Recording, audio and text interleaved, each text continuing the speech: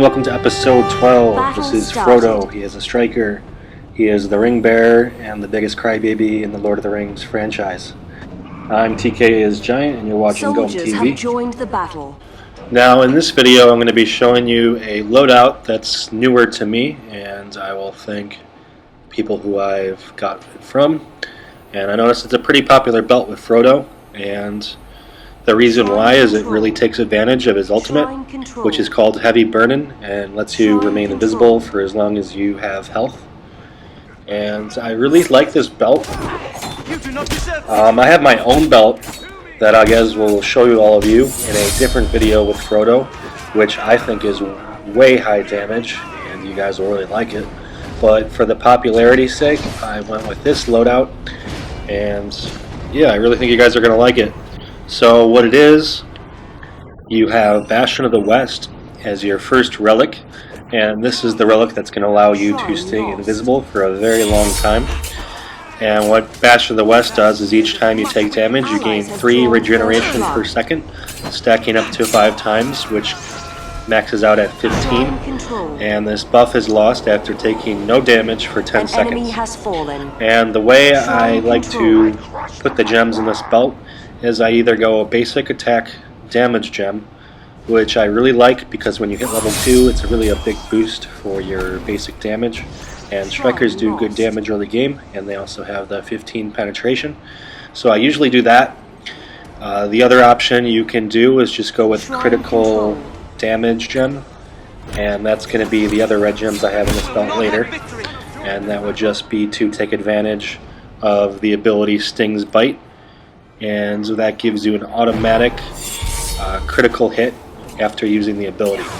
So back to Bastion of the West, I like to fill with 2 more green gems, and I don't go health, I go regeneration, and that's because the more health you have when your ultimate's active, it's based on percent, so the more you'll take damage. So you're really better off just going regeneration when you have your Bastion of the West fully active, and then you have your regeneration gems. It'll give you close to 20 regeneration per second, which is really good.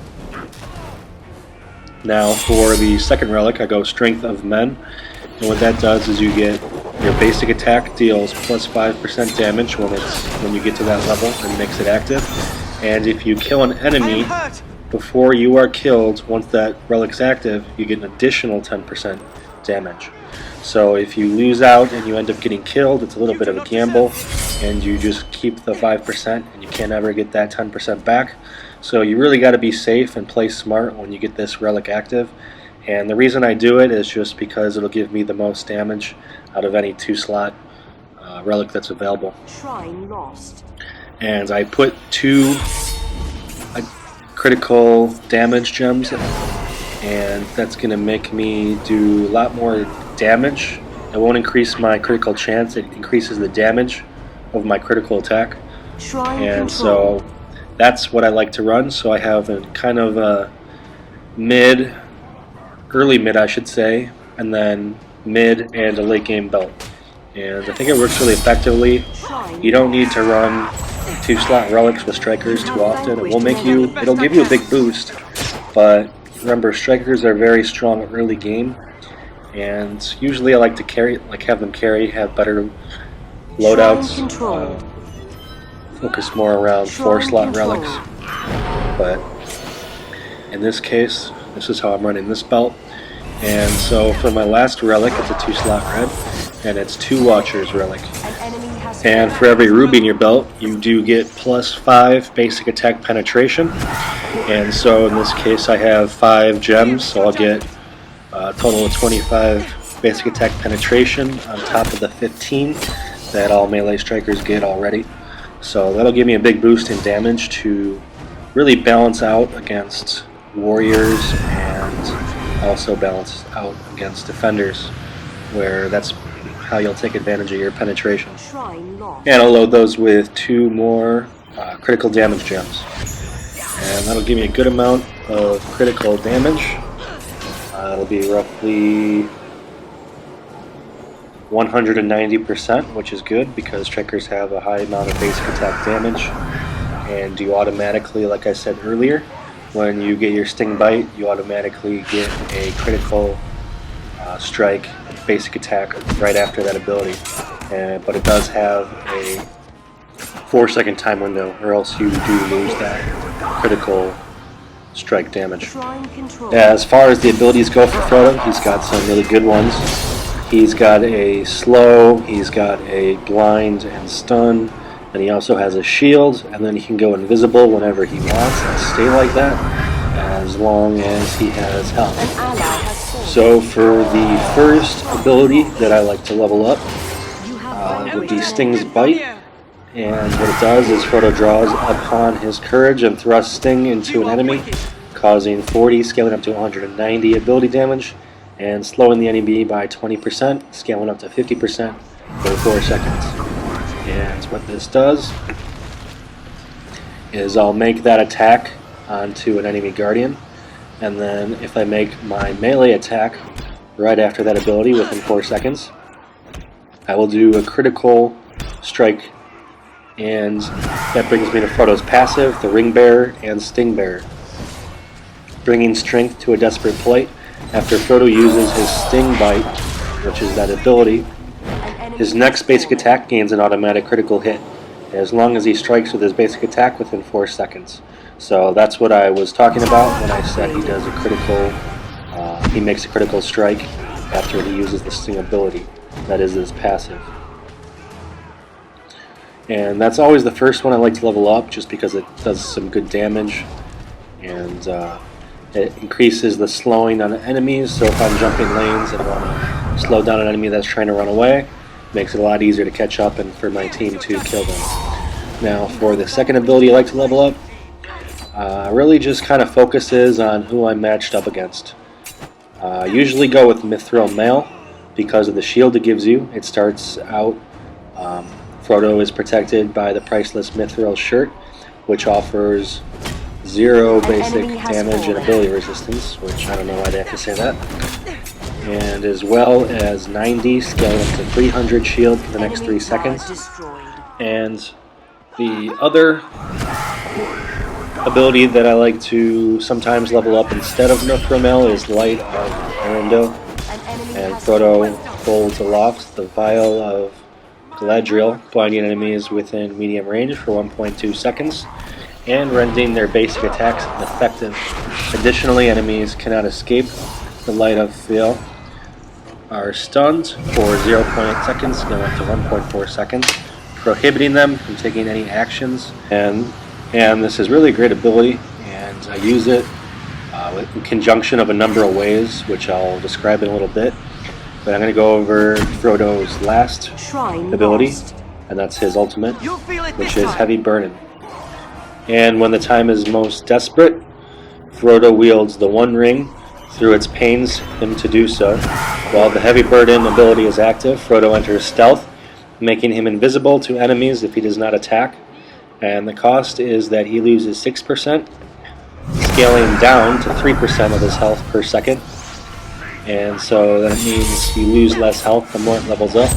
And just an interesting side note, I thought it would be kind of cool if instead of making him invisible to everybody, if maybe Sauron was still able to see him even though he was invisible. I just thought that would be kind of just a cool exception that they could add in there. So the way that I would use these abilities is before you hit level 5 and you get your invisibility, I would run in with your Mithril Mail first to absorb some damage, and then use your Sting Bite to do damage and slow the enemy.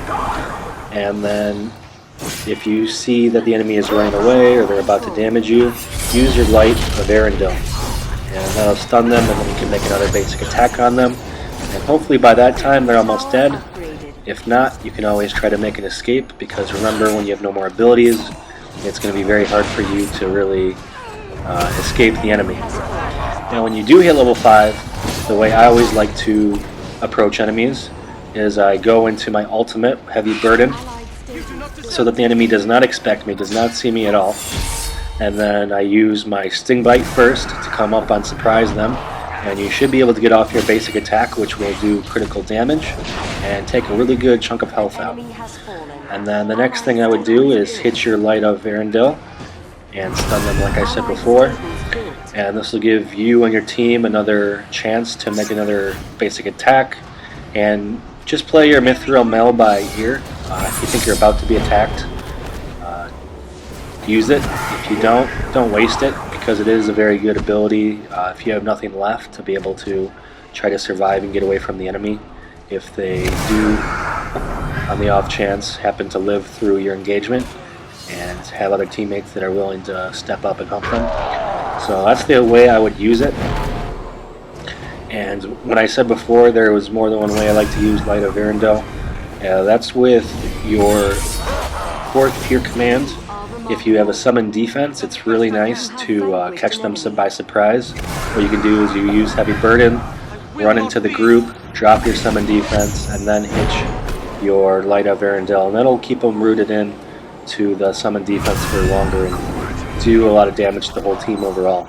So that's usually the way, quick tactics that I use. Talking about commands, I will go into the ones that I like to choose, and I have some good reasons for choosing them. So the first command I do, and one that most everybody else does, with Frodo at least, is in this belt I like to just run health. He does die very quick early in the game, even though he does have a shield. He won't hold up against other strikers as well, but he certainly can do very well still. And that's always a good one to have. You never want to die, especially early in the game when it's you're more vulnerable. And so I'll always have that one. Now for the second command, I usually like to do Smite, and that's because when you are invisible, you're popping out from a bush, you can hit your Smite really quick, and then hit your Sting Bite, and then make a critical strike, and you'll pretty much kill any enemy except for somebody who's really stacking health in their belt. It'll do a really good amount of damage. If it's any striker, maybe even a tactician, you'll probably kill them right away. No problem. So that's what I like to run there. And for your third command, I like to go with archers. And the reason for that is they're not going to do a lot of damage. This is more kind of tactical. If your team's losing and you need to result to maybe backdooring a base if it's a close match, you know, just finishing off something that's weak, you can pop your archers near their tower, back out of the tower's range, they'll start attacking the archers, while you can go back in there and do a lot of damage with just your basic attack, and you should probably be able to kill the tower even if it's full health. Works really effectively, and it's something that I don't get to do often, but when I do, it is a good option to have. So I always keep archers.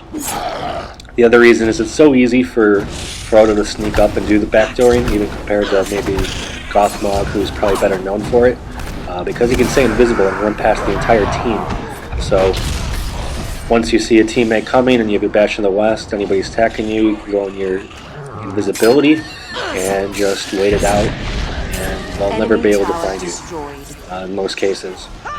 So that's the third command I like to run.